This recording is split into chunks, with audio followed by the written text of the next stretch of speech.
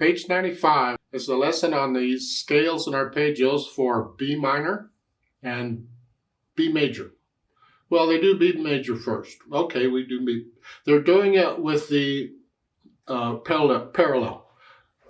They start on the same note as parallel. See, when I do it in my lessons and so forth, I use the relative. I keep the key signature the same. They're changing the key signature. They're starting on the same note. In my opinion, that's more difficult, but that's what they're doing, so okay. B major has 5 sharps. We're using all the black keys. The only white keys we use is the B and the E. Everything else is sharped. So the thumb plays those, and the other fingers play the others. And it's there.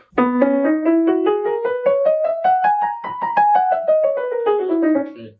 Same thing here.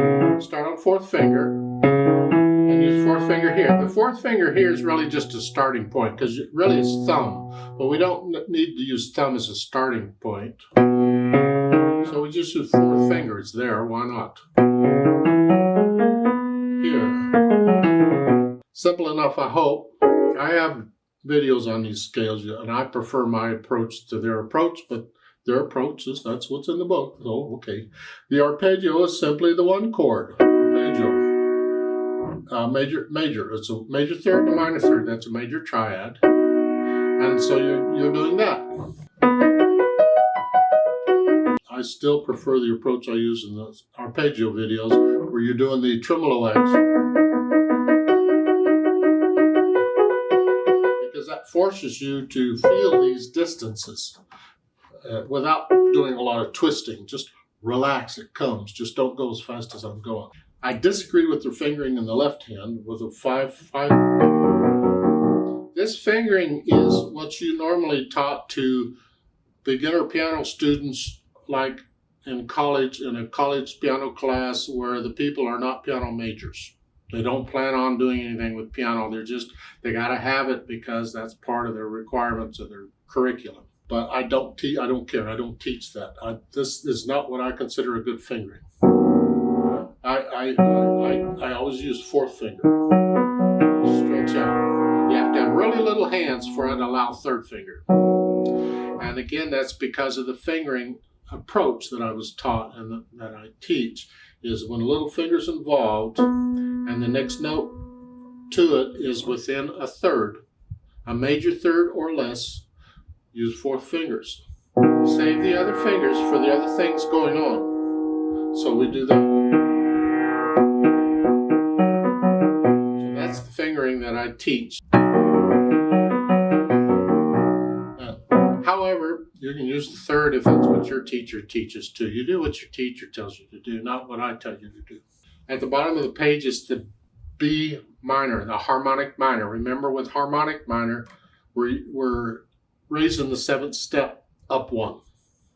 So in B minor, it's 2 sharps because B minor is relative to D major.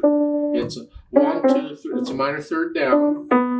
B minor, so it's 2 sharps, an F sharp and a C sharp. So the fingering here is just 1, 2, 3, but with an A sharp now because it's harmonic minor.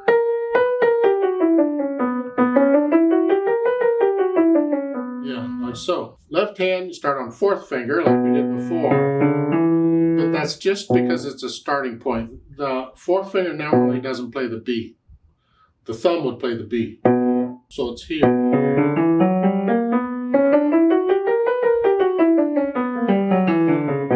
Yeah. It feels a little weird because of that.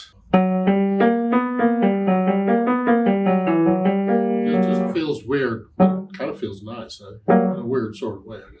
But I have a video on this minor scale also. And then the minor scale, now they're using 4th finger, probably because it's a minor third, it's closer. They won't go the major, they go here. I would have taught 4 anyway.